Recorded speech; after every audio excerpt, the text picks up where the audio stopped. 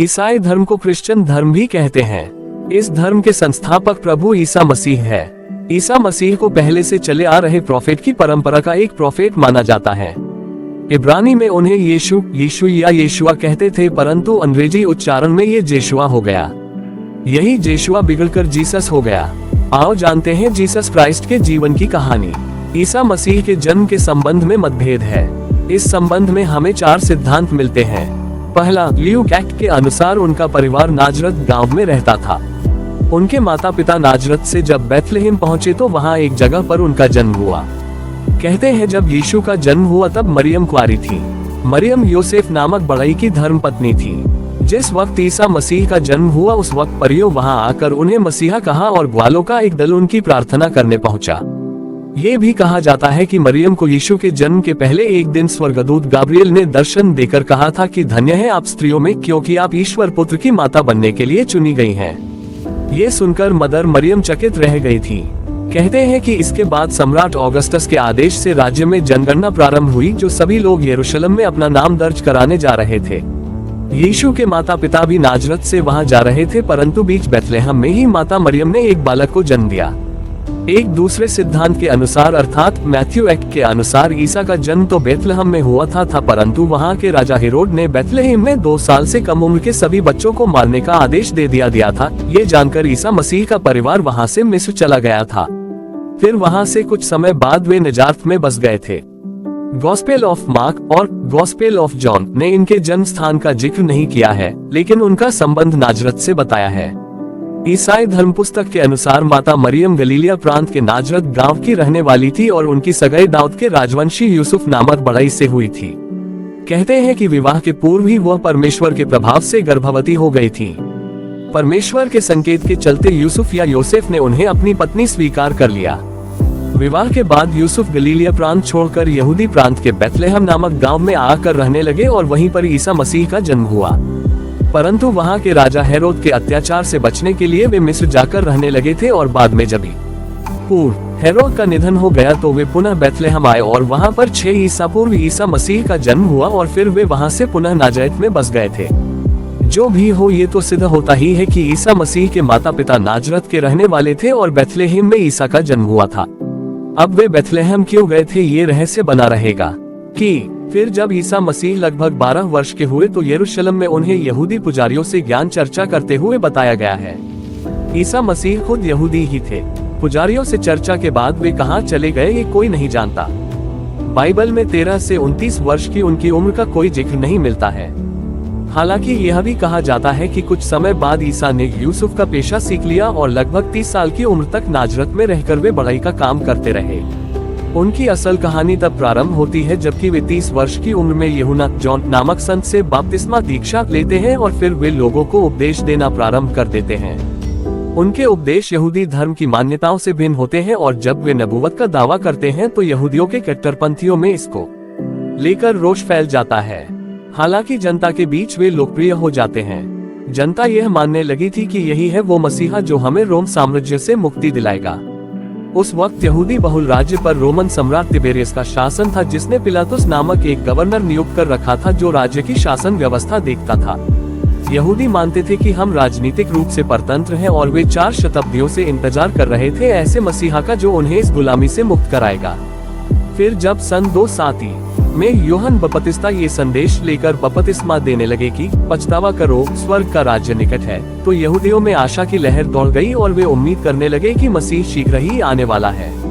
ऐसे में ईसा मसीह का सरल भाषा में उपदेश देना और लोगों की सहायता करना ये संकेत दे गया कि यही मसीहा है। वे लोगों के बीच लोकप्रिय हो गए। उनकी लोकप्रियता से कट्टरपंथी यहूदियों के साथ ही रोमनों में भी चिंता की लहर दौड़ गई थी।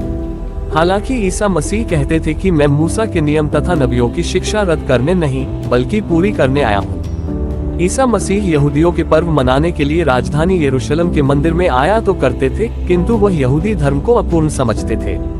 वह शास्त्रियों द्वारा प्रतिपादित जटिल कर्मकांड का विरोध करते थे और नैतिकता को ही धर्म का आधार मानकर उसी को अपेक्षाकृत अधिक महत्व देते थे। जनता उनकी शिक्षा और उनके द्वारा किए गए चमत्कार देखकर मुग्ध हो गई और उन्होंने उन्हें नबी मान लिया। तब ईसा ने ये प्रकट किया कि मैं ही मसीहा हूँ, ईश्वर का पुत्र हूँ और स्वर्ग का राज्य स्थापित करने स्वर्ग से उतरा हूँ। ईसा मसीह ने अपने संदेश के प्रचार के लिए 12 शिष्यों को चुनकर उन्हें विशेष शिक्षण और अधिकार प्रदान किए। स्वर्ग के राज्य के इस संदेश के कारण ईसा के प्रति यहूदी नेताओं में विरोध उत्पन्न हुआ। वे समझने लगे थे कि ईसा स्वर्ग का जो राज्य स्थापित करना चाहते हैं वह एक नया धर्म है जो यरूशलेम के मंदिर से कोई संबंध नहीं रखता। वे इसे यहूदी धर्म की मान्यताओं के खिलाफ मानने लगे। ये 12 शिष्य थे पीटर, एंड्रू, जेम्स जबेदी का बेटा, John, Philip, Bartholomew, Matthew, Thomas, James Alphaeus का बेटा, संत जुदास, साइमन द जेलोट, मत्तिया। फिर ईसा मसीह एक दिन 1:29 में गधी पर सवार होकर यरूशलेम पहुँचे। वहाँ उन्होंने अपने सभी शिष्यों के साथ अंतिम भोज किया और वहीं ईसा मसीह ने संकेतों में समझाया कि उनके साथ क्या होने वाला है। वहीं उन्हें दंडित करने के षड्यंत्र रचा गया। कहते हैं कि उनके एक शिष्य जुदास ने उनके साथ विश्वासघात किया, जिसके चलते उन्हें गिरफ्तार कर लिया गया और फिर यहूदियों की महासभा में उनको इसलिए प्राणदंड का आदेश दिया गया क्योंकि वे ईश्वर का पुत्र होने का दावा करते थे। रोमन साम्राज्य के गवर्नर पिलातुस ने दबाववश यहूदियों के इस आदेश को मान लिया और राज्य में किसी प्रकार का कोई विद्रोह न भड़के इसके लिए उन्होंने ईसा को क्रूस पर लटकाने का आदेश दे दिया। ईसा मसीह को क्रूस पर लटकाने के लिए पहले उन्हें कांटों का ताज पहनाया गया, फिर उन्हें भारी भरकम क्रूस उठाने को कहा गया। ईसा मसीह उस क्रूस को उड़ाकर वहां तक चले जहां पर उन्हें क्रूस पर लटका दिया गया। ईसा मसीह जिस जगह पर सूली चढ़ाया गया था उस स्थान को गोलगोथा नाम से जाना जाता है। ये जगह इसराइल की राजधानी यरूशलेम में ईसाई क्षेत्र में है। इसे ही हिल ऑफ द कैलवेरी कहा जाता है। इस स्थान पर चर्च ऑफ फ्लेजिलेशन है। होली स्कल्पचर से चर्च ऑफ फ्लेजिलेशन तक के मार्ग को दुख या पीड़ा का मार्ग माना जाता है। यात्रा के दौरान 9 ऐतिहासिक और पवित्र स्थल हैं। चर्च ऑफ फ्लेजिलेशन को वह स्थान माना जाता है जहां सार्वजनिक रूप से यीशु की निंदा हुई और उन्हें गोलगोथा की पहाड़ी पर क्रॉस पर चढ़ा दिया गया। प्रभु यीशु पर 3 आरोप लगे थे। सबसे बड़ा आरोप ये था कि वह खुद को मसीहा और ईश्वर का पुत्र कहते थे। यहूदियों के धर्मगुरुओं को यह अच्छा नहीं लगा और उन्होंने इसकी शिकायत रोमन गवर्नर पिलातुस से की। पिलातुस को यीशु में कोई खोट नहीं नजर आई। तब भी रोमी टुकड़ी के सिपाहियों और उनके सूबेदारों तथा यहूदियों के मंदिर के पहरेदारों ने यीशु को बंदी बना लिया। वे उसे लेकर अंत में पिलातुस के पास लाए। यहूदियों के दबाव के चलते पिलातुस ने यीशु को कोड़े लगवाए। सिपाहियों कंटीली टहनियों को मोड़कर एक मुकुट बनाया और उसके सिर पर रख दिया। फिर उन्हें एक बड़ा सा क्रूस दिया गया जिसे लेकर उन्हें उस स्थान पर जाना था जहां सूली दी जाती है। इसे गुलगुता खोपड़ी का स्थान कहा जाता था। संपूर्ण रास्ते में उन्हें कोड़े मारे गए और अंत में वे वहां पहुंचे और सभी के सामने 2 लोगों के साथ शुक्रवार को सूली पर लटका दिया।